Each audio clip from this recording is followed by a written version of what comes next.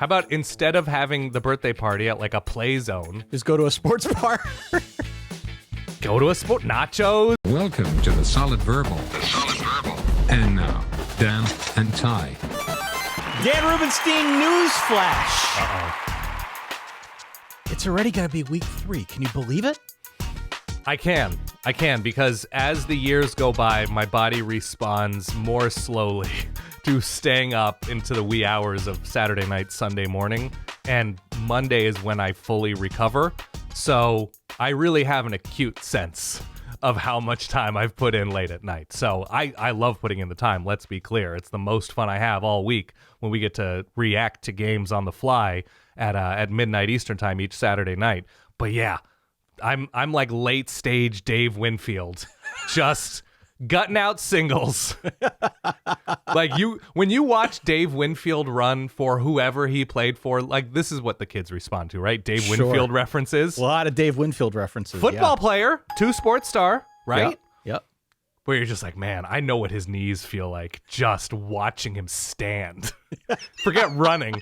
So that's how I feel emotionally come Sundays and maybe early Monday mornings. So yes, I know it's week 3, Ty. Here we are. I've compared it to being a running back. The deeper you get into the season, the more the body breaks down. Totally. Of course. We're not exactly out there on the field of play, but we are here in our little verballer sphere. Hey, real quick, it'd be great if you could consider subscribing to the YouTube channel down below. It really helps us out. Welcome one, welcome all. Thank you for stopping on back. Week 2 is in the books. We're going to take a little bit of a look back. We're also going to do a little bit of a look ahead with a couple previews. Of course, along the way, do not forget to hit follow or subscribe so that you don't miss any of our episodes.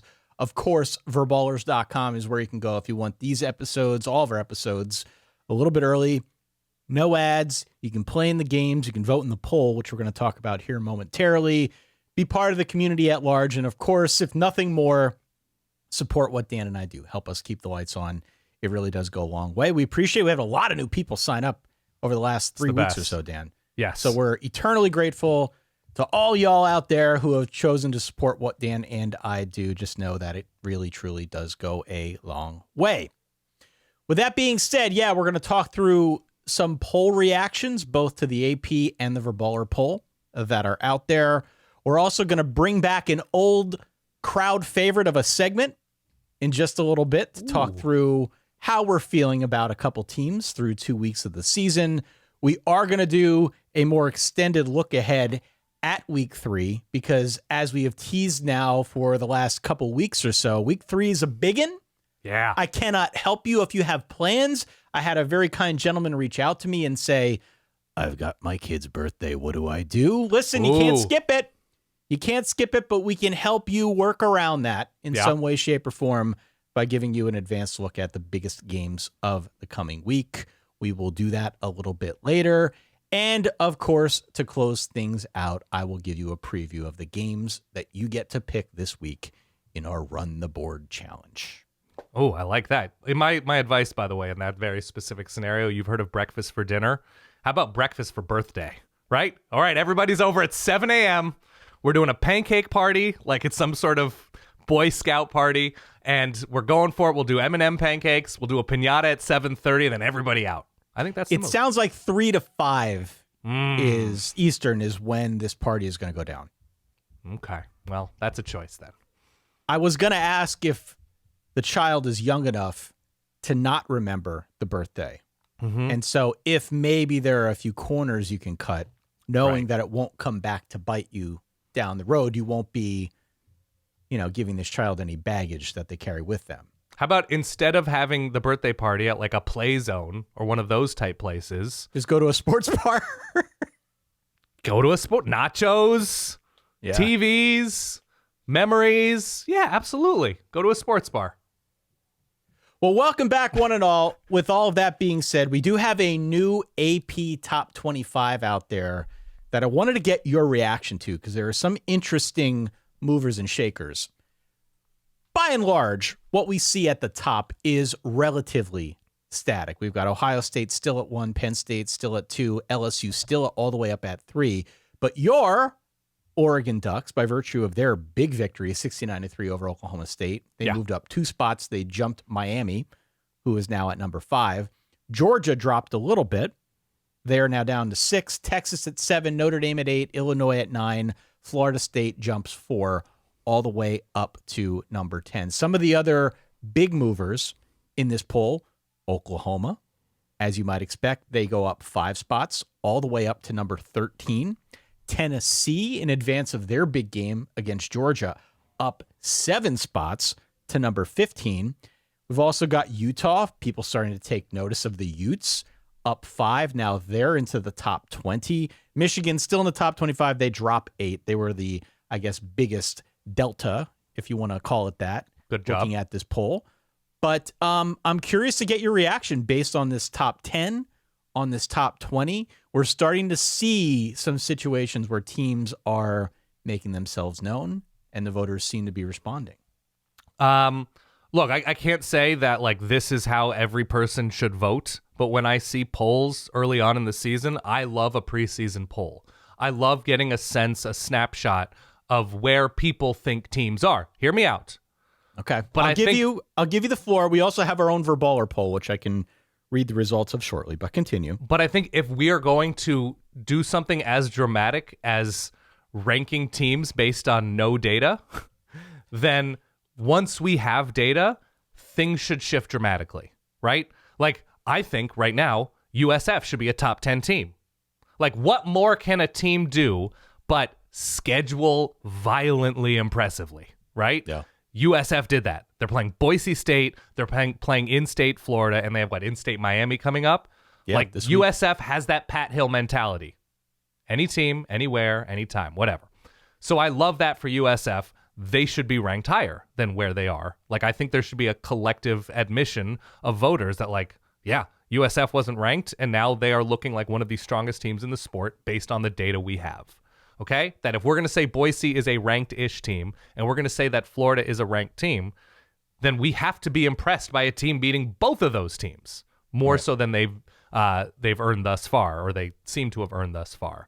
I would also, I would have Penn State somewhere in the region, but, who they've played does not tell me that they're one of the best teams in the country thus far. And once they beat Oregon at home or something, vault them up high, right?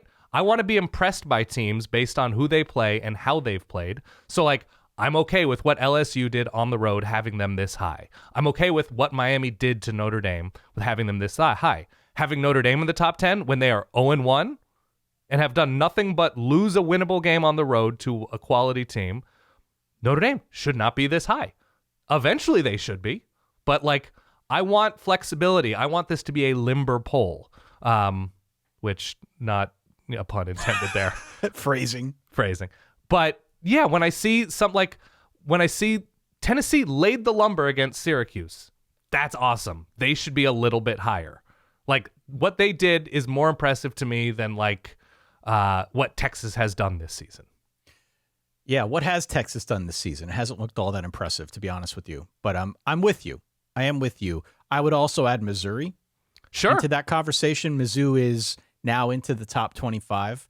They are at number 25, but Mizzou's looked really good. Yeah. Through 2 games, I think Mizzou has looked really impressive. Michigan shouldn't be ranked. I want to treat Michigan every year. It's its own thing. And Michigan this year has not accomplished anything to say oh yeah, they should be ranked because they looked okay for a stretch against Oklahoma. No. Get out of the poll, and when you do something to earn a spot there, get there. At limber poll, that's what I'm looking for, Ty. Limber poll. Yeah. I would also add, just in looking at the others receiving votes category, Georgia Tech, others receiving votes. Okay. We've got Nebraska, others receiving votes. We've got my Pitt Panthers, got 3 votes or 3 points. Vandy with only 1. I think Vandy should have more. I think Vandy has earned a more concrete place in Week 3's top 25 poll than Michigan. I think that's totally fair. I think what Mississippi State has done. If we're going to agree in the preseason poll that Arizona State is of quality heading into the season, and then Mississippi State, with 0 expectations, takes them down and completely shuts down Sam Leavitt in the ASU passing game, we should be rewarding Mississippi State with a heaping amount of attention and spotlight based on that. And if they lose something dumb, goodbye. But they've earned attention. I don't think you can say what you're saying right now and still be in favor of preseason polls. Because what happens, and the reason that you don't see more movement is people who vote in these things, and I'm going to exclude our wonderful verballers because I have the results of their poll. Well, they're better looking and wiser than most. Continue. Obviously. Yeah. But when people go to vote in that AP poll, in many cases, they're basing their current week's vote on where a team was in the previous version of the poll. Yeah. There's a hesitance, in my opinion, to drop a team too low or bump them up too high because of where they were previously, especially in the early part of the season where, as you said, we have no information on any of these teams. But because a team is ranked 4th, let's say, just as an example, we can't drop them too low. They're still probably pretty good. We just haven't seen it. That prevents the floor from falling out. So I'm with you. But I would why? like to see more. Go ahead. My question is why? Like, why not drop the 4th best team in your eyes once they lose something embarrassing to 19, to 22? Like, it's the week 3 poll. It doesn't have any bearing on anything, but you can say what you've done did not impress me to the point where you're nearly falling out of the poll. And if you are able to earn back my respect and adoration, then you'll get up to number 11. Then you'll get up to number 7. Then you'll get up to number 12, whatever. Like, I think this should be a much more fluid situation early on. And then as we start to accumulate data, you can say, yeah, you were my number 5 team. The loss wasn't great, but based on what I've seen, you're like 9. You're like 12. Well, so now with that in mind, okay? Yeah. Bear in mind that our Verballer top 12 poll, it's not a full top 25, though I could do that, but we focus on the top 12 here, the Dirty Dozen. Yeah. Our Verballer top 12 poll is voted on by hundreds of Verballers in the span of a week. Over the course of a year, it's well into the tens of thousands of people that vote in this thing. Yeah. I think this is much more calibrated for where we're at now entering week 3. We've got Ohio State 1, Oregon 2, ahead of Penn State, which is 3, which I agree with, by the way, with how good Oregon has looked. LSU at 4, Miami at 5, so more of the same teams. Sure. Georgia at 6, Florida State up at 7, Texas down at 8, Oklahoma up to 9, Illinois at 10, Iowa State at 11, and then Notre Dame barely sneaking in at number 12. Right. The first 5 out per this poll: Alabama, Clemson, Tennessee, South Carolina, and Utah. In some cases, though not all of the teams that I've listed there in the first 5 out are ranked a little higher than where they might be in the AP poll. That's certainly the case for Alabama. I think that's the case for Tennessee.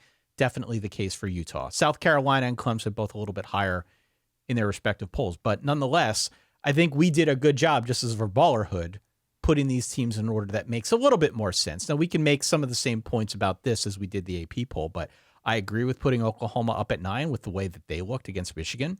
I think they looked awesome. I certainly agree with putting Oregon where they're at number 2. Go back and listen to what I said about Penn State. I don't think Penn State's looked that good. Doesn't mean they won't be good. Yeah. By the time they play Oregon, Ohio State, whoever on the schedule. But thus far, through 2 games, not really getting the vapors. Florida State absolutely deserves to be a top 10 team. Sure. Based on what we've seen so far. I mean, they have looked damn impressive in this new version of themselves, and they're going to have an opportunity to be tested here before long. But I think our Verballers did a really, really good job putting this together, and I commend them. Again, you can vote every week at verballers.com.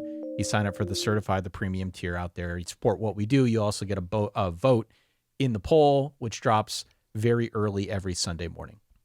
I would have Iowa State higher in the Verballer poll. This is just based on my Limber poll needs and wants. Yeah. I would have Oregon maybe a little bit lower. They've looked incredible against Montana State and Oklahoma State. Oklahoma State was one of the worst Power 4 teams in the nation last year. And so maybe they're bouncing back this year, but they already have a hurt quarterback. So it's probably not looking good. I'd have maybe Miami a little bit higher, probably higher than LSU, after LSU did not look thrilling against Louisiana Tech last week. So yeah, I would move things around a little bit. Illinois seems like they're in a good place there. I might have them a little bit higher. I might have Oklahoma a little higher. I might have Texas a little bit lower. But otherwise, that's just my own belief system at work here. That's all. Write in solidverbal@gmail.com. Leave us a comment wherever you're listening or watching. If you've got something to add, your own reaction to share with us with the Verballerhood. And again, if you're interested in casting your own ballot in the most accurate college football running poll, a very limber poll at that, throughout the course of this college football season in the year of our Lord 2025, check us out at verballers.com. Sign up for the certified or the premium tier. Are there any teams not anywhere near the top 12, top 10 that you're just like, these teams have been taking care of business and they have piqued my interest as a potential team to spring up into this conversation? I have two. Go ahead. Because we already mentioned Mizzou. I think Mizzou is one of those teams. Yeah, definitely. I would say Utah and USC. I'm not fully sold on those being complete programs, but they've taken care of business in an emphatic way that I'm like, all right, I'm now more curious about what you look like as a top 10 to 15 team. I think USC's looked really good so far. There's still deficiencies there for USC. I think I want to see what their secondary looks like as we head into October, something like that, when they get to, pretty decent quarterbacks. But it's going to be a minute before we see that. It's going to be a minute, and there's going to be a little bit of runway for them to work out some of the kinks. So based on the early season, so far just through 2 games, USC in the others receiving votes category, definitely room to grow, 100%. Yeah. Okay, where are we going? Dan, I want to bring back an old segment of ours that I think is one of the crowd favorites here in the Verballerhood. Okay. I can't honestly remember when we started doing this for the first time, and I'll admit that at least originally, when you posed this idea to me, I had no idea what you were talking about. But over the course of time, this is a segment that has grown on me. Yeah. And it's come to be known and loved here in our world as Dunzo or Not Dunzo. Yeah. We have this sound. Dunzo!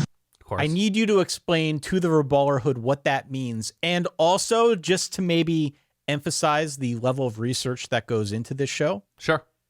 Please tell the fine folks the level of research you did into that segment before we hit the go button today. Okay, so as everybody listening knows and recognizes, that's Kristen Cavallari's voice from 2004, the hit MTV reality show, quote-unquote reality show, Laguna Hills, when her Isuzu Trooper just... Laguna Hills? Laguna Beach. Hills? Laguna Beach, sorry. She was also on the Hills, though. I thought you did the research, Dan. I know, I was speaking too quickly and too confidently. Laguna Beach, Thank you. The real OC. Yes. On MTV, when her Isuzu Trooper stalled out and conked out on PCH, causing a traffic jam. And she has claimed in recent years that even though that was like a mostly faked reality show, that moment when she called her car Dunzo was absolutely authentic. Thank you. Authentic moment. So that was real. That was a real moment amid a fake reality show. Yes. And she was like, that's just how we spoke in Laguna Beach. And as somebody from Southern California, I believe it.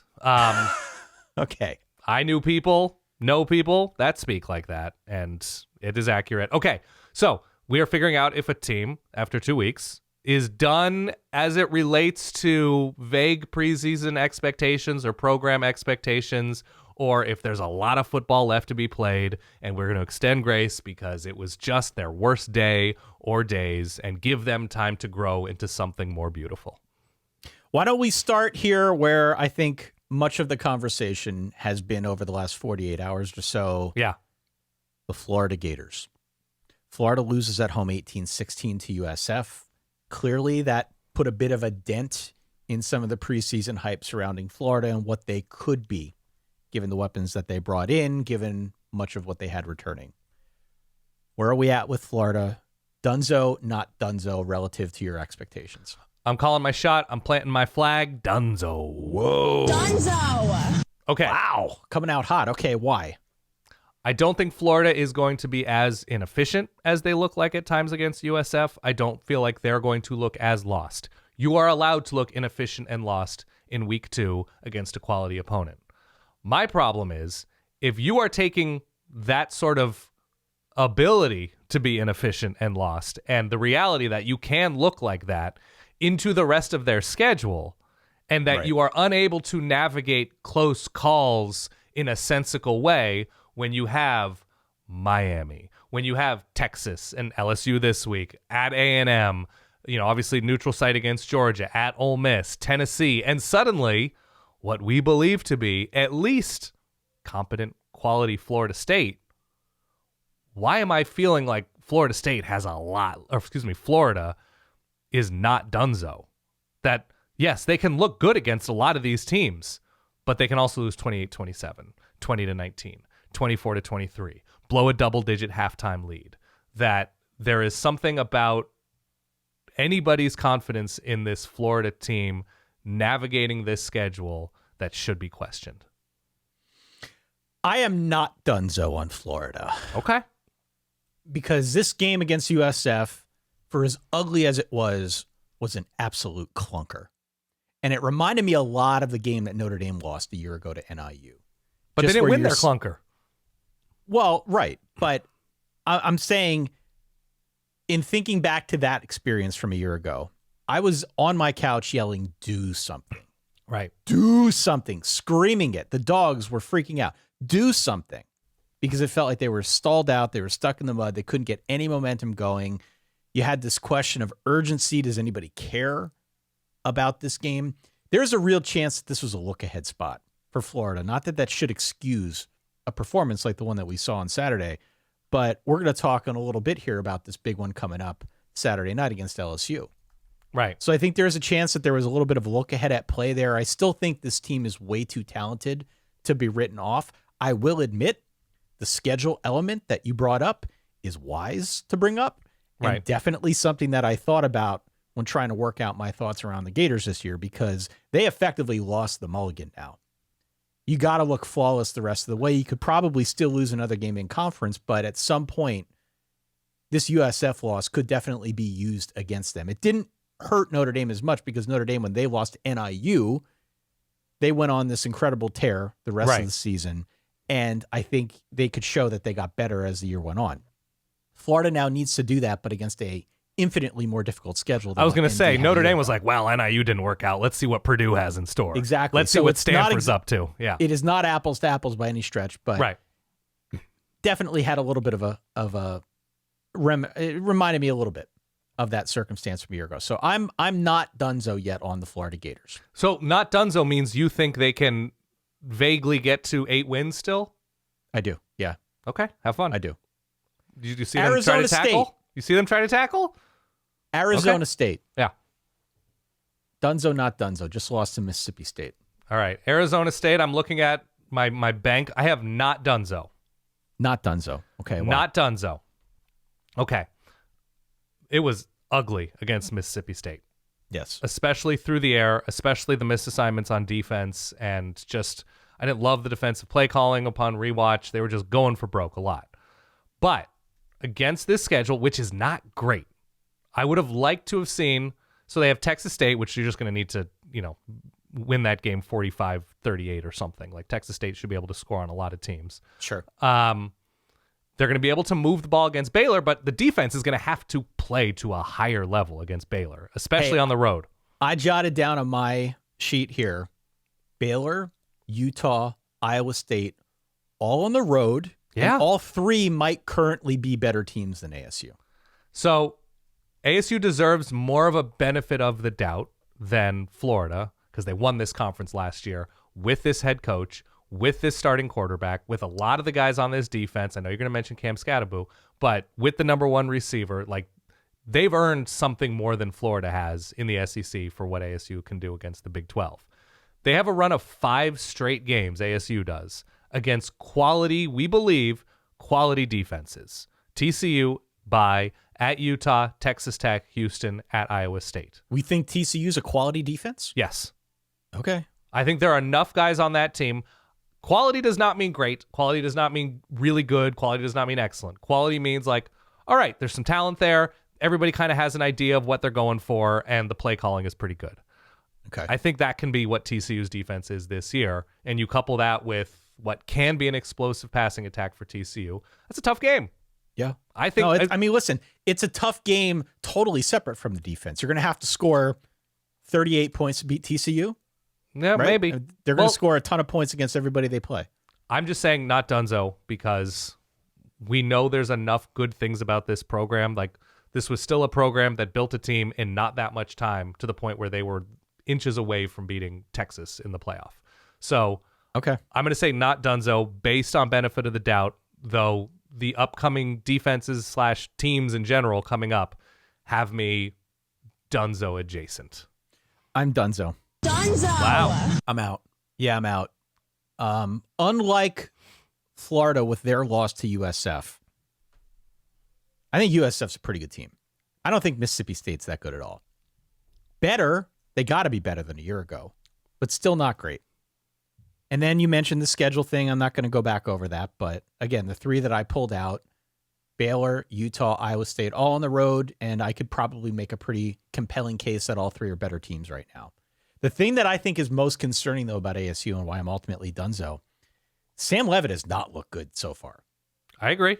He has not looked good. I mean, he's had this connection with Jordan Tyson. Everybody's excited about that. Jordan Tyson's probably going to be a first-round pick. You can make a case that Sam Leavitt is going to be a high pick at some point as well. But, Yep. and this goes back to what I said back in July, I am not ready to assume that Sam Leavitt's progress is just going to be linear, that we can just assume he's going to continue on this upward trajectory. It's going to be a hockey stick curve up and to the right. He's going to go into the stratosphere. He's going to propel ASU to another conference title, and they're going to get back to the playoff. I don't think we can assume that. I really don't. And without Scattaboo, listen, I've had so many ASU people tell me it doesn't matter. Kanye Udo has been pretty good. Yeah, and Malik Brown. Yeah. They've been fine. They're not Cam Scattaboo. It's going to take multiple guys to get that kind of production, maybe to replace that fire. I don't know. So I'm out. I still think ASU is going to be a good team. Yeah. But as a team that gets to and plays for the Big 12, I'm out. Wow. Count me out. Okay. I think it was more situational than anything. I think that's a tough place to play. That team was amped up to get ASU, a team that was in the playoff last year. Blake Shapen healthy. I think situationally it was a nice spot for Mississippi State, and I hope we get to ride that wave a little bit further. By the way, Cam Scattaboo, Yeah. fun as hell to watch in the New York Giants. Oh, he played yesterday? He got just like a handful of touches. The first play he was in, didn't get the ball at all, but leveled a guy in pass protection. Love to hear And it. then they gave the ball right back to him on like a quick throw, and he like ran three guys over. He might get the ball 6 times a game. That experience, Yeah. I am all in. I feel whatever the ASU people out there were feeling a year ago, now having him on the team that I root for, even though they scored, 6 points, whatever it was, he's a ton of fun. I'm glad You got a he's new, a New York what? Giant. Who was it? The big dude? Brandon Jacobs? Yeah. I mean, nobody's as big as Brandon Jacobs, but No. the mentality is similar. Alabama, Dan. Yeah. Alabama won 73-0 over ULM. Yeah. Nice bounce back effort. Clearly still a ton of talent. They're going to win a lot of games. I had them as my SEC champion. I had them in my Final Four. Yeah. Where are you at on Alabama? Not even close to Dunzo. No? No. Okay. So the reason being is I wanted to see results against ULM ultimately are going to be meaningless, but somebody needed to take the brunt of that frustration. And I'm glad Alabama came out and Ty Simpson came out like he did. And I know Ryan Williams is a little bit dinged up, and Yep. everybody Concussion is at this protocol or point. something. Right. And Jam Miller didn't play early. Like there are injury situations to be taken into account. But the way this schedule breaks down, getting Oklahoma, LSU, Tennessee, all at home. I know they have Georgia, Mizzou, South Carolina, obviously Auburn on the road. It's not horrible. It's not amazing. And if we're going to let Ty Simpson grow into what quarterbacks that have played for Kalen DeBoer have grown into, if we're going to let the receivers grow into something that could be dominant and the offensive line maybe get some time to improve from where they were against Florida State, I think betting on talent level and returning talent level that have played together in this system on both sides of the ball, it's not that difficult to bet. If the problem is getting a team to care, the track record of Kalen DeBoer, even what should be against a pretty difficult schedule this year, you're betting on his track record, you're betting on talent. They might not be anywhere near where they were at their best under Nick Saban, but I'm still going to say not Dunzo. What I can't get out of my head with Bama, Also, Florida State might be good. Florida State probably is good. They're likely good. So if you're saying Bama's done, then you're also kind of saying Florida State is just an average team and an average team stomped. Like, that's what you're saying. And I think Florida State has a chance to be really tricky at the very least. What I cannot get out of my head, though, is the clip that has been floating around the internet of a defender giving minimal effort against Florida State. Totally. Might just be the wrong defender. It might just be the Might wrong just defender. Be somebody that needs to lose his job. And it is probably wrong of me to take that and project it out across the entire defense and the entire team. Sure. But I have not gotten that out of my head since I first saw it, because Saban would have launched that guy into the sun. He never would have played again at Alabama if he saw that on tape. I think my Alabama SEC championship pick is Dunzo. Dunzo! Okay, I'm not saying this is a bad team. I'm not saying they don't get it together and go crazy the rest of the season. Sure. But I am out on them as SEC champions because there are other SEC teams at this point that I think have looked way more impressive so far. Who? Like, if you wanted me to power rank, let's say the top 4 SEC teams Sure. who have looked the best to your eye Yeah. so far this year, no particular order. Sure. Oklahoma, Okay. Tennessee, Okay. Mizzou, Okay. LSU. I think they've all looked better than Bama. And to your point, I don't necessarily take a whole lot away from Stomp and ULM, but I think there are other teams across this conference that right now get my blood flowing a little bit more. I know, but you're still wagering on, an LSU offense that hasn't done much. That probably can An do better. offense that hasn't done much, or a defense? No, LSU? I'm saying this year's season. It's the offense that's holding LSU back. Okay. Or in 2 games, and one of them was enough to beat what we think is a quality team. Sure. Okay. No, I understand. I hear you. Mizzou's signature win is against a team that will likely have a lot of defensive struggles this year. Yeah. Texas hasn't shown much, right? I didn't say Texas. I know you said didn't list Texas, but I'm just saying the teams that, like, Georgia hasn't shown a ton. No. So I'm just saying right now, if Alabama's deficiency is losing to a good team on the road in unimpressive fashion and not giving effort, not having fire, not looking like a team that should be wearing the colors that it's wearing based on what we saw from them for so long, the only question I have for you is basically like, okay, so Alabama's done in your eyes, but it's time for Joey Aguilar to assume that place in your life? Like, okay. I'm just saying you have to, like, you kind of have to gamble on something somewhat big in the SEC if you're feeling confident in any one specific team in this moment. You do, absolutely. And I think that's a very valid point. And again, this is not me saying Bama's going 6-6. For sure. I think this is still a really good team. What I'm saying is Dunzo is my pick of them winning the SEC. Okay. They could still find their way into the playoff. Totally. Listen, I was higher on Alabama than, like, most people out there. I really like this team. And everybody else was pretty high on them too. Yep. But I've been all in on Alabama with how much they have back. I still like Kalen DeBoer. I like Tyson. Like, this is well documented at this point. Yeah. I'm just saying the pick of them winning the SEC for me is Dunzo. Yeah. The only thing I would add is you can figure out how to light a fire under a team. It's very difficult to figure out how to make a player immediately a lot more talented. And Alabama has the talent. So a lot of talented teams have had horrible seasons. But if I'm going to pick one of those things, I'm going to pick fire. So here we are. They should drill Wisconsin this weekend if you're right. I agree. Although, I don't know. Have you seen Danny O'Neal's hair? He's got the hair to make some noise. Boise State, Dan. Boise State. We both had them as a playoff team. Yes. Dunzo, not Dunzo. Not Dunzo. No? Well, same line of thinking. If we believe USF to have had the most impressive season thus far, then you can't fully penalize and write off Boise for losing to them. The way they lost to them, sure. The lack of fight from Boise State, sure. But also, look at Boise's schedule moving forward. Dude, there are 3 more losses on this schedule. Against whom? There are 3 more Notre losses Dame and on who this else? schedule. I'll pull it up. I counted 3. They could lose to Notre Dame for sure. Yeah. I mean, they will. They're going to lose to Notre Dame. Okay. I'm saying this as a Notre Dame fan, so forgive me if I sound a little bit biased. It's in South Bend. Continue. But that based on the version of Boise that we saw against USF, that should be a loss. Okay. App State, do not take App State for granted. There's a I lot agree. new. App State's looked really good so far. Games in the That Treasure game's at Valley. home. Yeah. UNLV, what do we think UNLV has? I don't think they play defense, but I think they can score. That's of interest to me. It's interesting. But where's that game? That game's also in Boise. That game is also in Boise. Yeah. Fresno State. I don't think super highly of Fresno State, but Fresno State I actually think has been a little bit better than I expected so far. Okay. That typically is a weird game. That one's also in Boise as well. Yeah.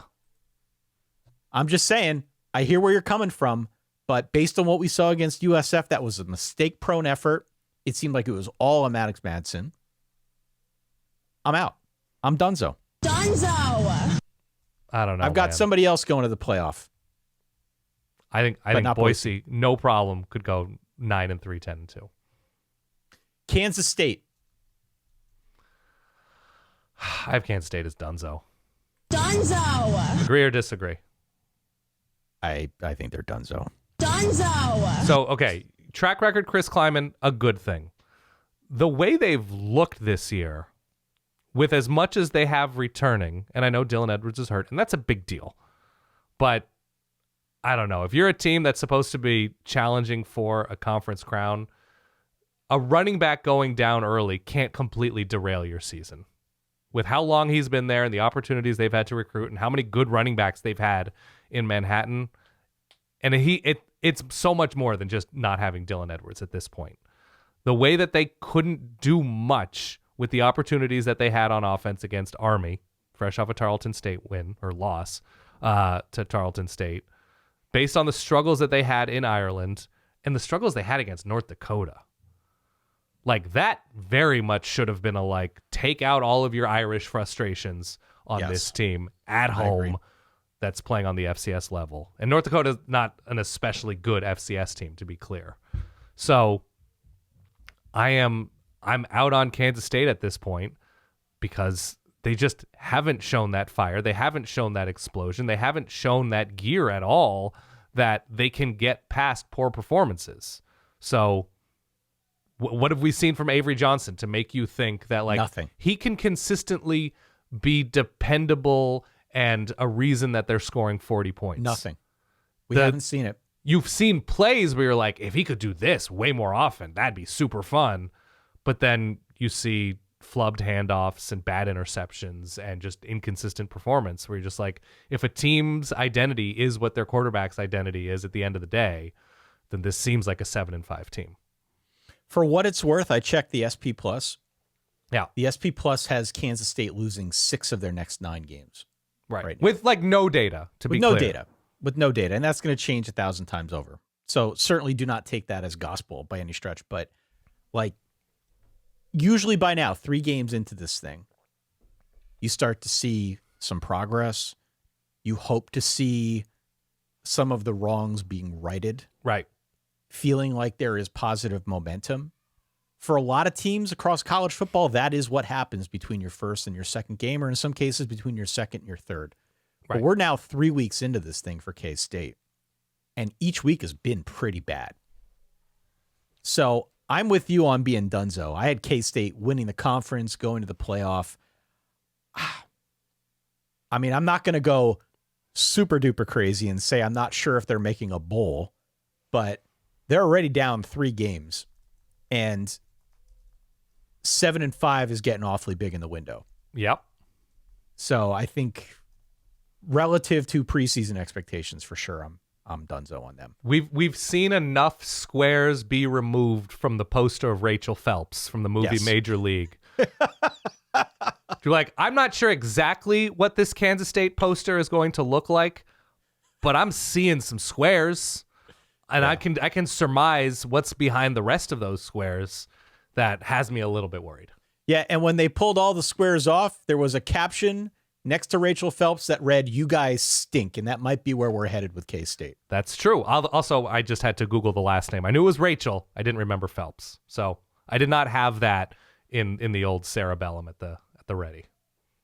Let's do one more, okay? Let's. Virginia Tech. It's a Dunzo for me, Ty. Dunzo. I'm not going to play it a second time. I don't want to add insult to injury to the Tech fans out there, but I'm with you. Right. Why are you Dunzo? The manner. It's not just going 0-2, because I think we agree that at the very least, this is like my word of the season, that South Carolina and Vanderbilt are quality. Sure. Maybe not world beaters, maybe not threatening for an SEC crown. These are two bowl-type SEC teams. Look, there are probably 100 other teams across college football that played a much easier slate of teams. Absolutely. With their first two games than Yes. Virginia Tech. So, yes, quality opponents for sure. Mm-hmm. This is what, Kyron Drones' third season starting at this point? Feels like his eighth, but yes, continue. Brent Pry has been there long enough. We kind of have a sense for, once again, what their strengths and weaknesses are based on, it's difficult to say a team is done when they've exclusively played quality opponents, but those quality opponents also reveal realities that lesser than opponents don't necessarily reveal. Like, Oregon's not going to score 65 points a game this season, but they've played Montana State and Oklahoma State. We'll see what happens when they play teams of Vanderbilt and South Carolina's level.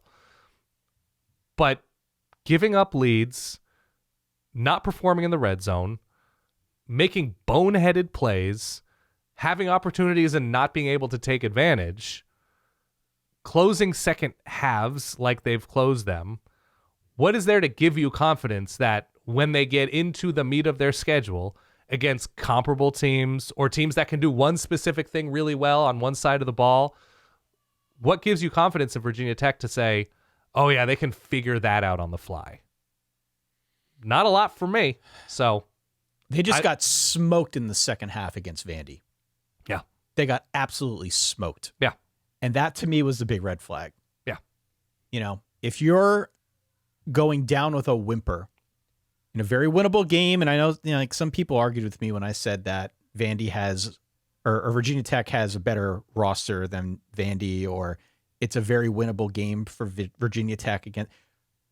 These teams were about even. The point spread was give or take a few points one way or another, but Vegas saw these two teams on about equal footing. Yeah. Vandy ran away and hid in the second half of that game, and that always creeps me out when I see it, because I ask a question about effort. I start asking the culture questions, right? All these things that are below the surface that speak more to the integrity of the program as a whole and not just the team you see on the field. All of that stuff starts to come up, and unfortunately that reflects on a guy like a Brent Pry.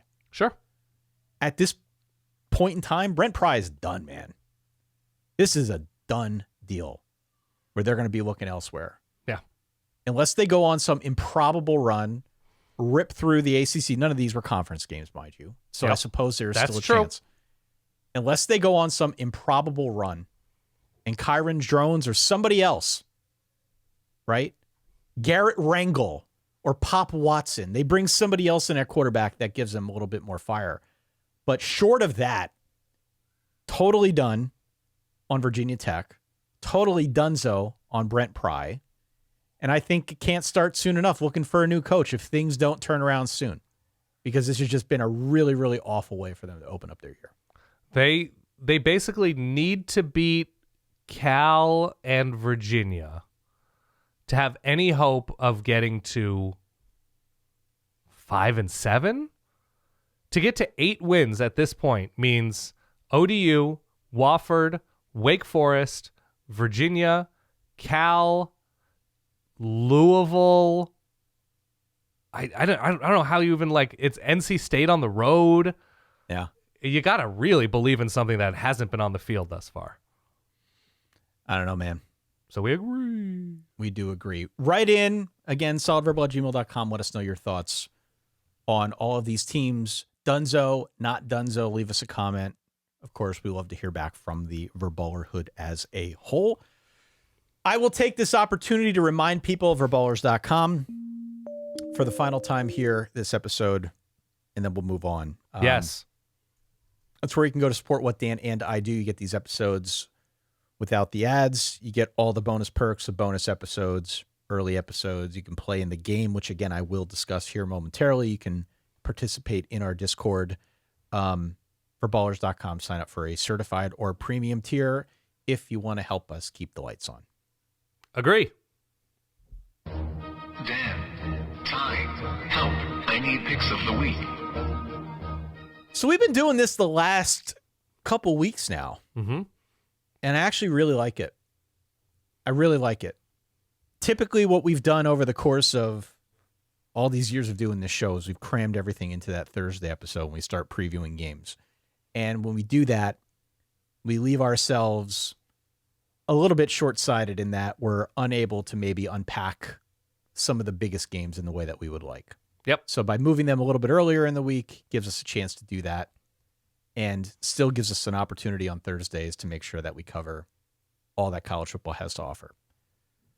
We've got 3 big games here that we're going to talk about. We will talk about them a little bit again on Thursday. So if you missed this, that's fine. Or if you just want to hear some new thoughts, you can go and listen to that. So wait, are you Thursday telling episode. people if they are missing the thing they're actively listening to right now?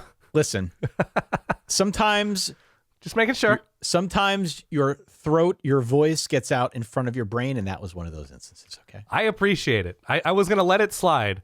But you're like, No, you can't let that slide. if ever. you are not listening to the thing you're listening to, don't worry. We've got you covered. What? 3:30 on ABC. Georgia on the road at Tennessee. Both teams 2-0 at time of recording, Dan. Yes. Georgia's only a 3.5-point favorite in this game. It's down from 4.5 when I made the document like an hour ago. Yeah. So clearly there is a lot of steam on Tennessee right now. Now, full disclosure, and no disrespect to Syracuse or East Tennessee, Okay. But here comes some disrespect. I don't think either one of those teams is really good enough to challenge the biggest question on Tennessee, at least on offense, which is the O-line. Mm-hmm. So the Vols have looked great so far. The early reviews on Joey Aguilar have been off the charts, beaming. But if we're being real here, that's the matchup, no? A good Georgia front, a rebuilt line. Which one of those two is going to get the better of the other? Right. And Kirby's track record with Tennessee and Josh Heupel is exemplary. Exemplary. Now, with that being said, and the reason I said full disclosure, I am going to describe now exactly what I warned everybody else about when we did the collab with Josh Pate. Yeah. And the reason I'm bringing it up is because I am falling into my own trap, literally. Yeah. My whole theory Chemtrails. was that Sorry, Tennessee was going to come out of the gates, ball of fire, make everybody forget about how much new they have, and then they were going to lose to Georgia. And all will be forgotten, and it'd be fine, because Tennessee fans, I think, are happy with the direction of the program. They're certainly happy with the way things have looked early. Sure. But that was my whole theory for how September was going to shake out for the Vols. What I did not anticipate, though, was feeling this lukewarm on Georgia. Right. I don't think they've looked that good so far. I went and I looked at their stats. This has been a pickleball passing offense. Do you know what the average air yards per completion number is for the Georgia Bulldogs so far? 17 inches. No, what is it? 1.8 yards per completion. Air yards per completion. 1.8 air yards per completion? Correct. Ooh, that doesn't seem good. And I triple checked it, dog. Okay. That is an extreme pickleball passing offense if we've ever seen one on this show. Yep. So I just have to ask the question, and this is what changed my mind. Are you going to give that against Tennessee? Are you going to tell Tennessee, hey, bring your safeties up? Yeah. We're going to throw everything within 1.8 yards of the line of scrimmage? Do we think that's going to work against Tennessee Vols, even if there are questions about that line? It's still a pretty good defense, no? Yes, absolutely. So are you just going to let the safeties creep? Are you going to rely on Zachariah Branch or whoever breaking a tackle and running for one? Is that going to be the passing offense? I ask you now. Okay, I'm willing to let this offense grow into something with a new quarterback and some new line, some new receiving talent. Like, I don't think this is a finished product offense in Athens. They will look more explosive and more competent as the season goes on. But if you're just going to ride, if you're going to buy a ticket on the Underthink Express, you're saying this is an unproven Georgia offense as a favorite on the road against what our perception tells us is at least a pretty good, if not really good, Tennessee defense. And I think you have to earn that kind of respect to be a favorite against that kind of team. I don't think this Tennessee team, to go on the other side, is a finished product either. No, I agree with that 100%. And so even though the early results are good, I'm not sure I love Syracuse after needing everything that they could muster to force overtime against UConn. All due respect to UConn. But I think Syracuse is taking a step back this year. So how much do I respect Tennessee's dominance of them? Or do I say, yeah, that's probably what a good team should do against Syracuse this year, given what Tennessee has on both sides of the ball. And obviously, I don't take much East Tennessee State.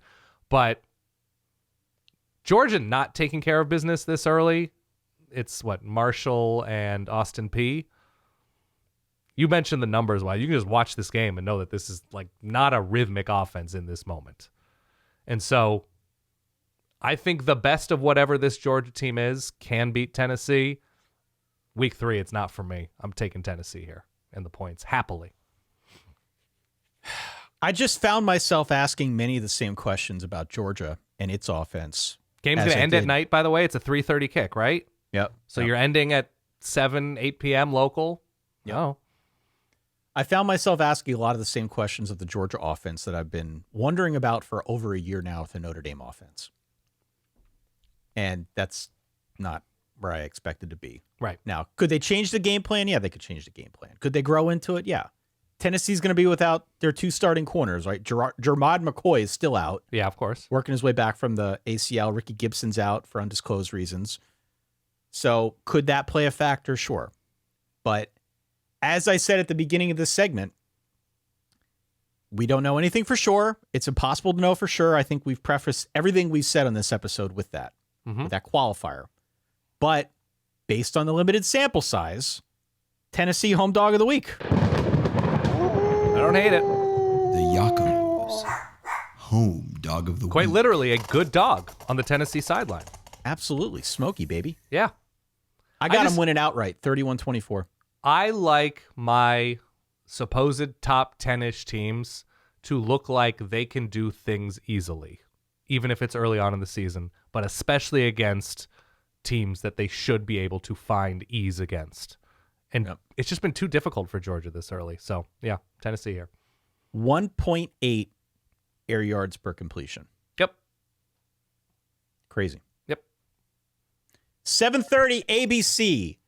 The aforementioned Florida Gators at 1-1 going to Death Valley, Tiger Stadium to square off against LSU, which is 2-0 and a 9.5 point favorite. I think this is going to be the most entertaining game of the day. Usually is. I'm thrilled about this game. Where are you at here? I'm taking points. It's just too many points. I'm just, at this point of the season, and I say this every year, it's the what have you done to earn this? No. What LSU has done is beaten Clemson on the road and held on to that win, and it's impressive, and we can't take that away. But what I also see from LSU is, for some reason, probably offensive line issues, probably running game issues, maybe a couple of Garrett Nussmeier decision issues. They didn't look particularly comfortable doing easy things last week. They couldn't finish drives against Louisiana Tech. They still are struggling to run the ball. There was one really nice run from, was it Harlem Berry, the freshman who cut across the field. That was really nice. But I'm not sold on LSU as a top 5, 7, 8, 9 team based on what we've seen this year. I know they've earned that kind of ranking because of the Clemson win, in my eyes. Sure. But yeah, in terms of what I want to see, especially given the experience of Garrett Nussmeier, that Brian Kelly's been there long enough, it's weird to me that the offense has sort of started sluggishly. So I just don't think they're a team that is built whatever you think Florida is, average, below average, above average, but can look below average at any given moment, I just think it's going to be a back and forth game between flawed teams. I think LSU wins this game, but that number is too big to me. So I think it's back and forth. I think I'll have it something like, I don't know. I actually wrote down a score in my document, so I want to get it right. 24-20 LSU wins this game. Oh, low scoring. Relatively low scoring. Wow. Yeah, that'd be something.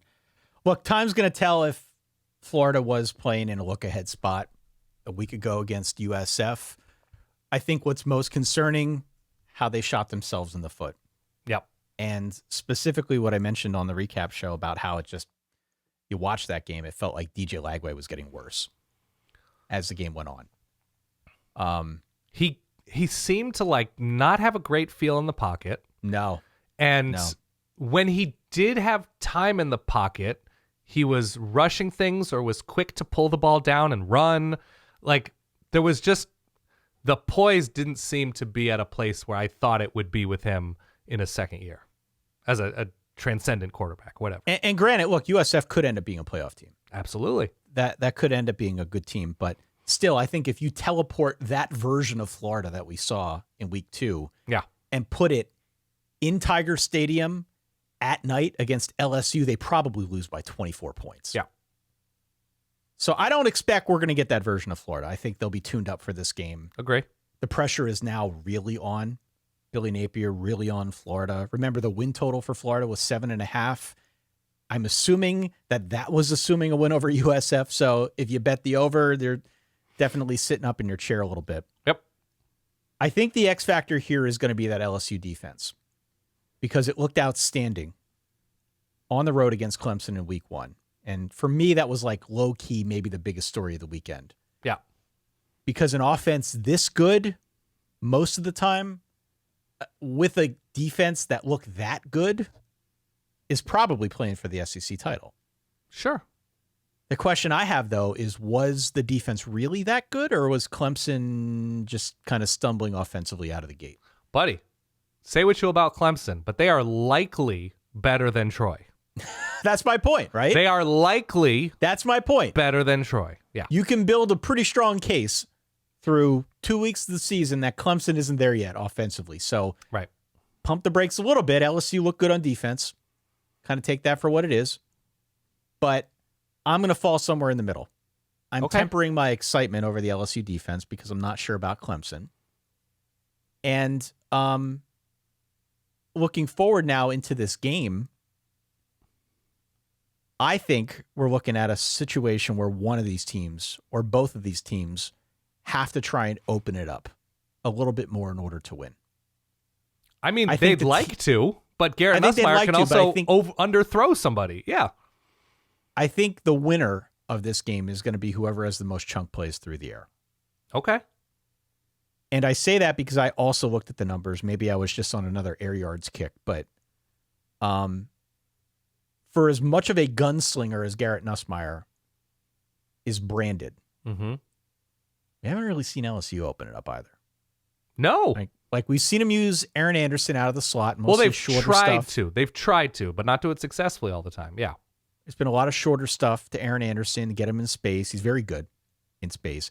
Barrion Brown, the transfer from Kentucky, he's mostly been out wide like 88% of the time. Yeah. But he's been more of a possession guy.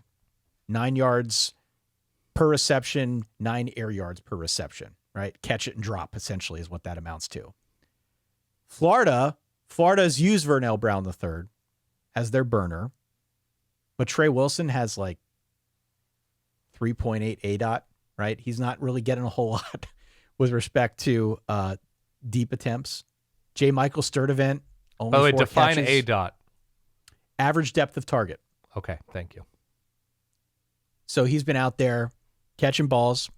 I think leads the team in receptions, but not exactly working down the field. We haven't Right. seen Dallas Wilson at all, the 5-star freshman. He has yet to he's been play. He's hurt. still in a boot. So I think that, to me, is where I was focused the most on when I was trying to put the pieces together for this one. Somebody's going to have to open it up, and I believe that whoever gets the most chunk plays through the air is going to be the one that emerges victorious, but frankly, we haven't seen it from either team thus far, which Right. is why it's important here, and somebody's going to have to break tendency. I think this is fun as hell. I think this is back and forth. I think it's high scoring. I think LSU wins 38-31, but I'm all over Florida plus those points, man. Like, despite what we saw last week, they're better than that. They've got the firepower if they play a good game to beat LSU. It wouldn't surprise me if they did. I'm not calling for that. I'm calling for them to cover, though. 38-31. LSU wins. Florida covers that number. Yeah, so we agree. By the way, to be clear, how many touchdowns did Florida score against USF? They scored 1 touchdown. Yeah. And guess how many yards they had to drive to get to the end zone? I want to say it was like 20 yards. It was after a long punt return aided by, I think, a penalty.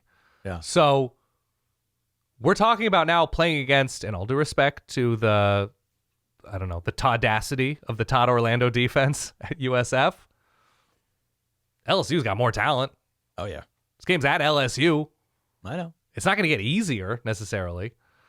And DJ Lagway does have that same gunslinger mentality. The interception he threw was rolling out to the right, throwing across his body in the air, and threw a terrible ball down the middle.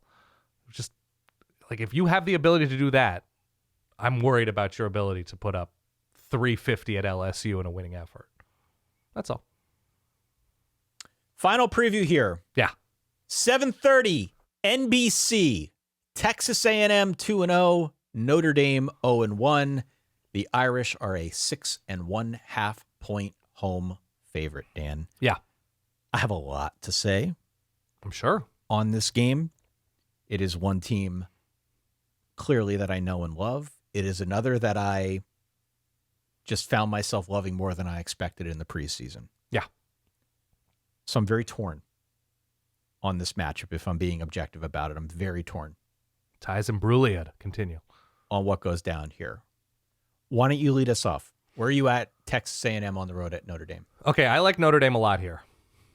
Why? And I didn't going into my prep for this, but the more I dug in, the more I think I like Notre Dame here. The reason I don't like Notre Dame, and I'm not a Harry Potter person, Ty. Have you seen the Harry Potter films or read the books? I didn't read the books, but I've seen all the movies. I assume on some level, somebody is like the keeper of the spells or the potions, right? That you're like, oh, I need to do this.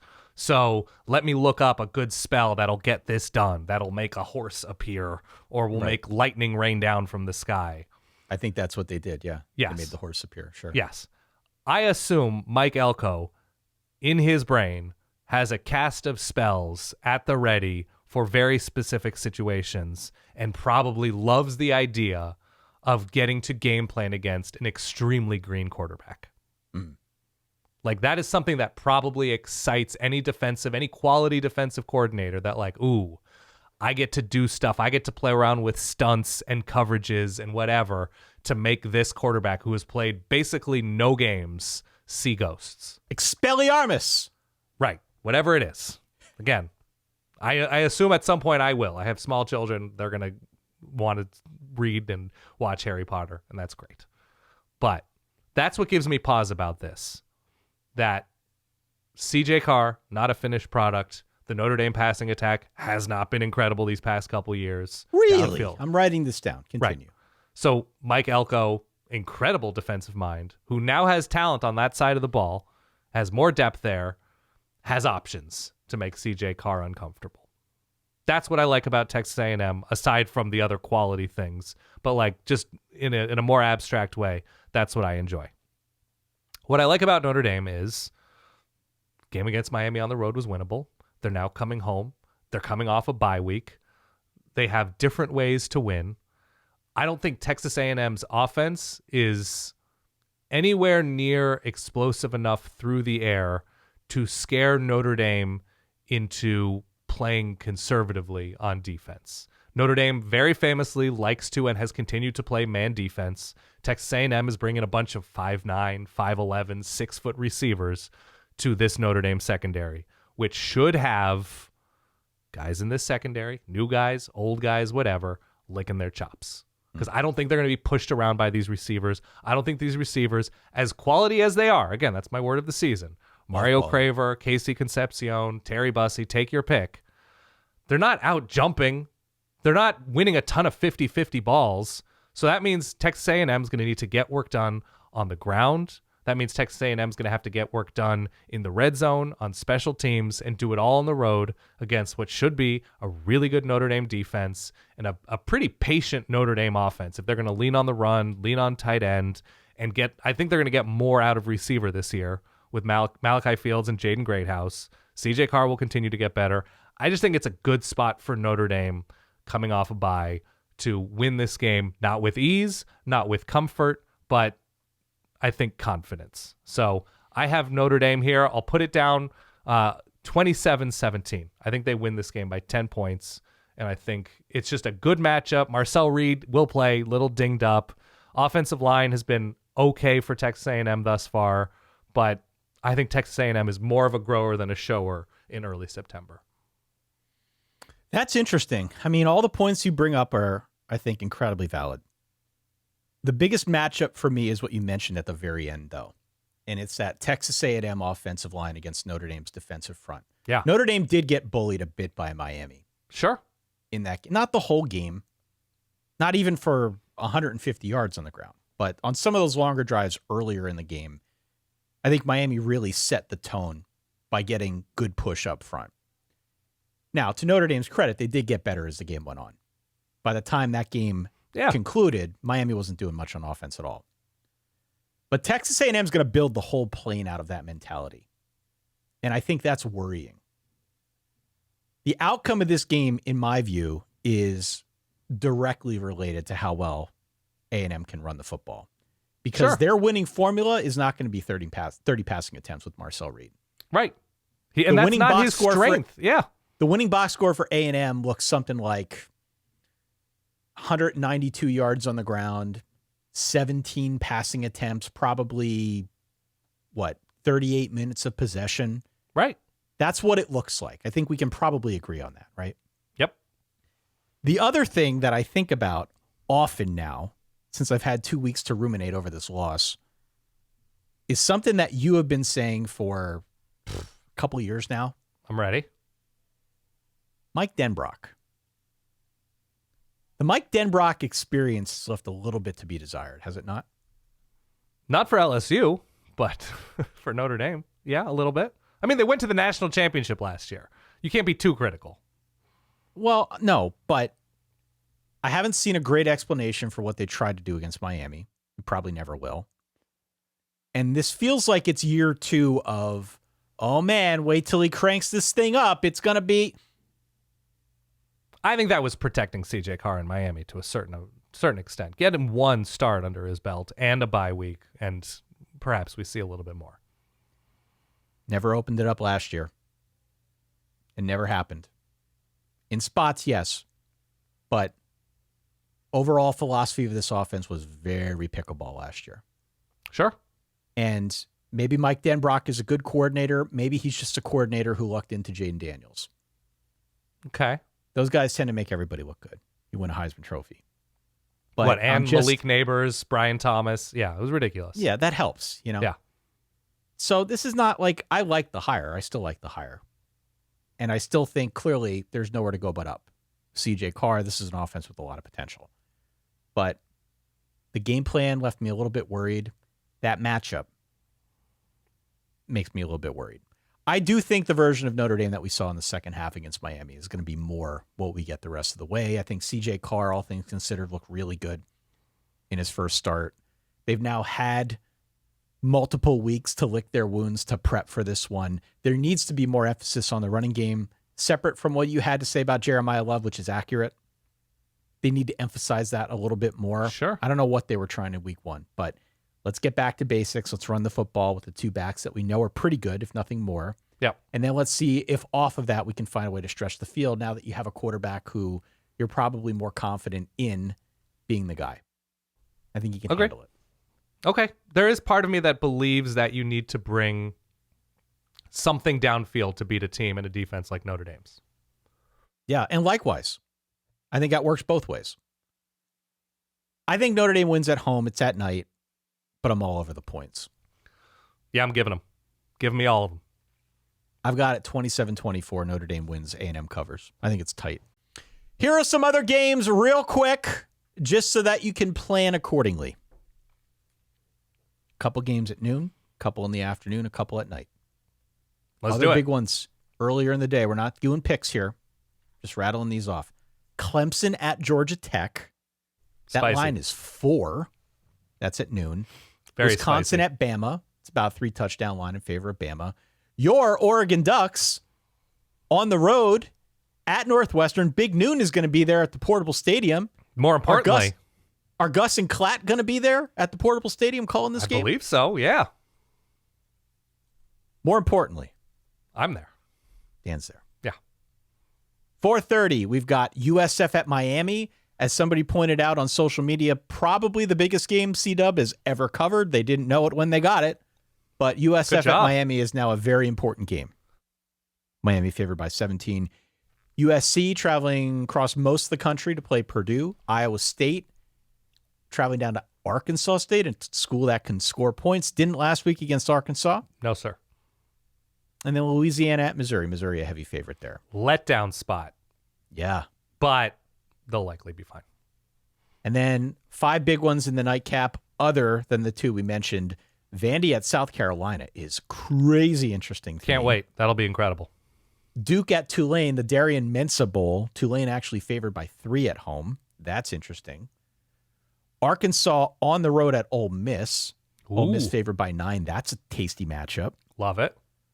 I bring up Virginia Tech not to dunk on Virginia Tech, but just to say that if they lose to ODU or if that game is super close, that's a real issue. They're only favored by 7.5 at home. Let's be clear. ODU again in the former James Franklin, Ricky Ronnie, Brent That's right. Pry game. Yep.